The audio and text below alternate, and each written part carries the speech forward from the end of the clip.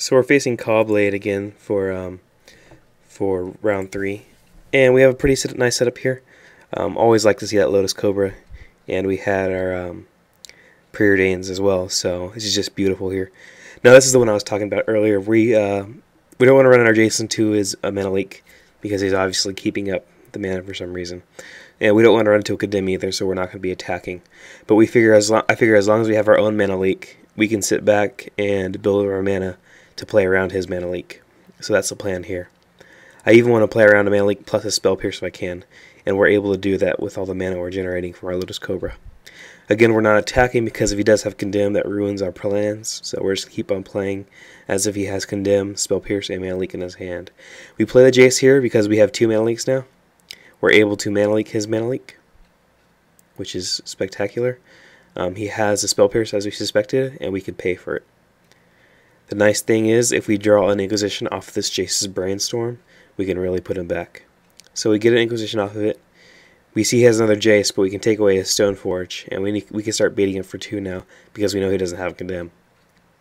So he Jace Legend Rules and Preordains. You should have Preordained first, but for the most part, it's probably just it's going to happen the same way. We Oracle, so we can get a little bit of value, and we run into 3 straight lands off the top. That's pure value there.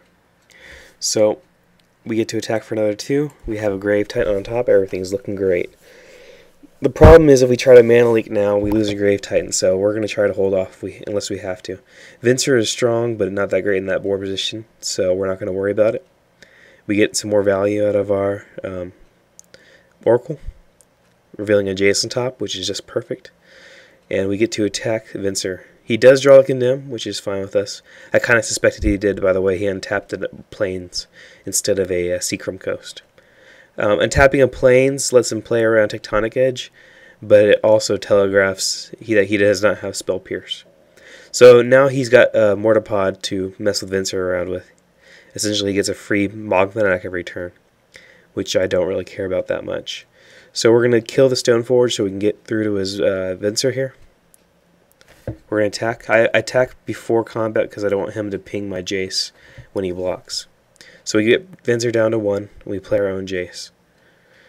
We get to put the Jace on top of his deck, and he top decks another Jace. So that was really interesting. And he was out of mana link range as well, so that was kind of annoying. Although at this point we don't have to worry about Vincer ultimating anymore, we can just start attacking him directly. Sadly, we top deck the land. If he has a Day of Judgment, we're kind of in trouble. But we got to keep going with this. And it looks like he did not draw a Day of Judgment. So we're going to take this game home.